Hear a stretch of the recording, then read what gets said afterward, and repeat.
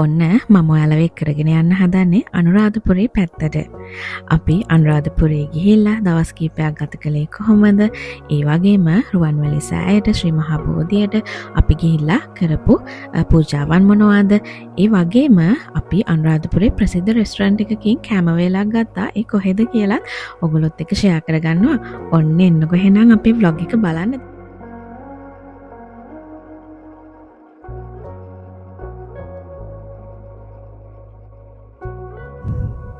අනුරාධපුරේ යන්න කලින් ඉතින් අපි අක්කලගේ ගෙදර ගියා. ඔයගොල්ලන්ට මම කලිනුත් vlog එකක share කරගත්තා. අපේ අක්කා ඉන්නේ මහව. ඉතින් මහව ගිහිල්ලා දවස් කීපයක් අපි ගත කරන්න බලාගෙන තමයි මේ ගියේ. ඉතින් මේ සෙලීපබාගේ චූටි වැඩ අපි කට්ටියත් එක්ක රස විඳින ගමන් ඉතින් පේනවානේ එයා ඒ කාලේ හරි ෂෝක්. ඉතින් ඒ කාලේ දන ගානවා විතරයි ඇවිදින්නේ නැහැ. හැබැයි ඉතින් දැන් නම් දඟ වැඩ ගොඩක් තියෙනවා. ඉතින් අනුරාධපුරේ යන්න ඕනි වෙලා තිබුණා. මොකද අපි බාර වගේක් බාරහාර වුණේවා ඔප්පු කරන්න තිබුණා. අපි ලංකාවෙන් යන්න කලින් අනුරාධපුරේ ගිහිල්ලා ඒ බාරහාර වුණ දේවල් ඔප්පු කරන්න තමයි ගියේ. ඔයාලා මේ දකින්නේ ලංකාවේ ජාතික පක්ෂියක්. ඉතින් වලි කුකුලා එහෙම නැත්නම් සිලෝන් ජංගල් ෆෝල් කියන්නේ මෙන්න මෙයා. ඔන්න සිලෝනිට වලි කුකුලාව බලා ගන්නත් හම්බුණා මේ ගමනේදී. මේ අපේ අම්මා මම හැලප කන්න ආසයි කියලා මට යක්කටයි හැලප හදලා දෙන්න තමයි මේ හදන්නේ. ඉතින් ගොඩක් කාලෙකින් එයා රස කැවිල්ලක් හදනවා. මම බලාගෙන හිටිය රස කැවිලි කියන්නේ කෑමක් හදනවා. මම බලාගෙන රස වින්දා. ඉතින් ඉස්සර අපි මොනවා ඉල්ලුවත් තාමත් එහෙමයි අදටත් එහෙමයි. ඉල්ලන්නේ මොනවද? ඉල්ලන ප්‍රමාවට හදලා දෙනවා. මම මේ හැලපොතන කොලයක් කියන්නේ මේ කැන්ද කොලේ. මම හිතන්නේ මට ඒ වෙලාවේ නම අමතක වෙන්නේ නැති. ඉතින් අක්කලගේ ගෙදර ගියොත් අනිවාර්යයෙන්ම ඇහෙන සද්දයක් තියෙනවා. ඔන්න බලන්නකො මොකද්ද කියලා. මෙන්න මෙයාගේ සද්දේ. සද්ද කරන්නේ නැතුව බලාගෙන ඉන්නකො එයාගේ ලස්සන කොයි වගේද කියලා.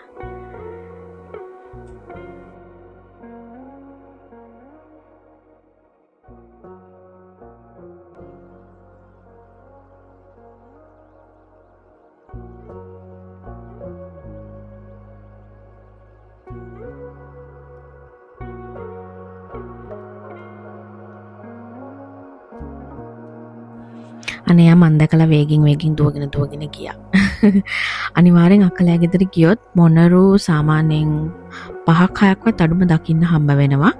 ඉතින් සිලෝනිත් හරි කැමති යාගේ සද්දෙට.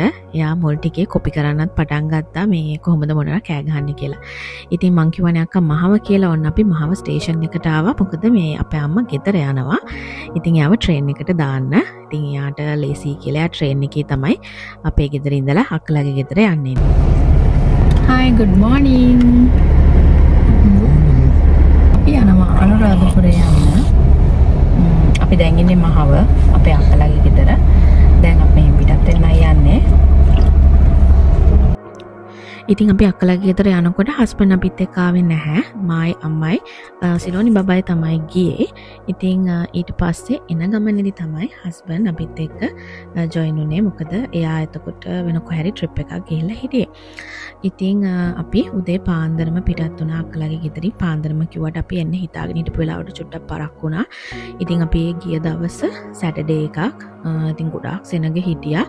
කොහොමද ඉතින් මේ වගේ පූජා භූමිවල ගොඩාක් සෙනග ඉන්නවා. මට මතක විදිහට අපි ලංකාවෙන් යන කාලෙ වෙද්දි නම් ඇත්තටම සෙනග ගොඩක් හිටියේ නැහැ. හැබැයි දා දවසේ රුවන්වැලි සෑයේ ගොඩාක් කට්ටිය හිටියා. ඉතින් අපි මේ යනකොට උදේ 6:00 7-8 වගේ අතර කාලය. ඉතින් ගොඩාක් අය ඇවිල්ලා ඒගොල්ලන්ගේ පූජාවන් දෙන්න. ඉතින් අපිත් කිරි ආහාර ලෑස්ති කරගෙන ආවේ අක්කලාගේ ගෙදරින්. අක්කා මට ඒ ඔක්කොම ටික හදලා දුන්නා. ඉතින් අයත් එක්ක ආවා අපි දෙගොල්ලම පූජාවන් දෙන්න. ඉතින් හරිම පින්වන්තයි උදේ මේ වගේ ගමන් වලට පිටත් වුණාම. ඉතින් මට හරි ආසයි. ඉතින් හැමෝම එක විදිහට සුදු ඇඳුමින් සැරසිලා නේද මේ වගේ ලස්සන මල් පූජ කරලා ඉතින් දවස වුණත් හරි ලස්සනයි සෙනඟ ගොඩක් හිටියට හිත මාර විදිහට නිමන පින්වන්ත භූමියක් තමයි අනුරාධපුරයේ මේ රුවන්වැලි සෑය කියන්නේ මං හරි ආසයි. ඉතින් මං ආසයි මේ බිමට වෙලා වාඩි වෙලා කාලය ගත කරන්න නිකන් හරි හිත නිවෙන විදිහ වටපිටාවක් තමයි තියෙන. ඉතින් ඒ වගේම මම දැක්ක මෙන්න මේ ලස්සනට මල් වලින් මේ වගේ එක එක විදිහට හදලා තියෙනවා. ඉතින් හරිම ලස්සනයි දැක්කහම පාට මල් වලින්. ඉතින් ගොඩාක් අය ඇවිල්ලා තමන්ගේ හිතේ තියෙන බලාපොරොත්තු, ප්‍රාර්ථනා, අරමුණු ඒවා ඉෂ්ට කරගන්න. ඉතින් අපිත් ඒ වගේ අපි යනකොට අපේ හිතේ තිබ්බ බලාපොරොත්තු ඔක්කොම ඉෂ්ට වුණා. ඒ වගේම ඇවිල්ලා ඉතින් මේ සිලෝනි බබත් එක්ක මේ දේවල් ඉෂ්ට කරලා යන්න තමයි අපි රුවන්වැලි සෑයට ගියේ. අනුරාධපුරය කියන්නේ හරිම ලස්සන පූජා භූමියක්.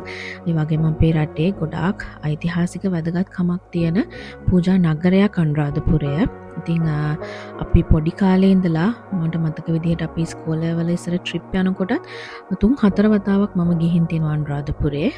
ඉතින් ඊට පස්සේ අනුරාධපුරේ අනේක හරිම ලේසි ගමනක් වුණා. අපේ අක්කා මැඩි කරලා මාවට ගියාට පස්සේ ඉතින් මට මතකයි මායි හස්බන්ඩ්යි ඉස්සර යන්නේ අපි දෙන්නම ගම්පහින් ට්‍රේන් එකේ නැගලා තමයි යන්නේ. ඉතින් ට්‍රේන් එකේ නැගලා කිලිම අනුරාධපුරයට ගිහිල්ලා අපි හවස් වෙන්න තමයි පූජාවලට යන්නේ. හවස් වෙන්න ගිහිල්ලා පූජාවන් ඔක්කොම දීලා ඊට පස්සේ තමයි අක්කලාගේ ගෙදරට එන්නේ. ඉතින් ට්‍රේන් එකේ යන ගමනත් අනුරාධපුරේ යන්න හරිම ලස්සනයි. හරිම සුන්දර වටපිටාවක් තියෙන්නේ.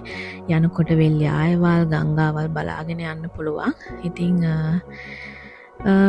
ඒ වගේ තමයි. ඉතින් ඔන්න ඔය වගේ මෙදා පාරත් අපි යන්න හිතන් හිටියා ට්‍රේන් එකේ. හැබැයි ඒක චුට්ටක් අමාරුයි. මොකද බබත් එක්ක යන ගමන අමාරුයි කියන්නේ. ඉතින් ඔක්කොම දේවල් ලෑස්ති කරගෙන යන්න ගියම් පොඩි අපහසුතාවයක් තියෙයි කියලා හිතුන හින්දා අපි ඒ ගමනේ හැම ගියේ නෑ. ඉතින් ඊට පස්සේ අපි එතනින් පිටත් වුණා ජයශ්‍රී මහ බෝධීන් වහන්සේ වන්දනා කරගන්න. ඉතින් දැන් චුට්ට අවුව වැටෙන්න හැම පටන් අරගෙන ඉතින් ඒ වෙලාවෙත් සෙනඟ ගොඩාක් හිටියා. ඉතින් ඊට පස්සේ අපිට හම්බුණා එතන පළතුරු වගේක්. ඉතින් සිලෝනි බබාටත් චුට්ටක් පළතුරු ටිකක් දීලා මම පොඩ්ඩක් ගෙමන් හැරියා වටේ අනික් ටික වන්දනා කරගෙන ඉන්න කියලා හස්බන්ඩ්ට කියලා. ඊට පස්සේ අපි පහන් පත්තු කරන්න ගියා. ඉතින්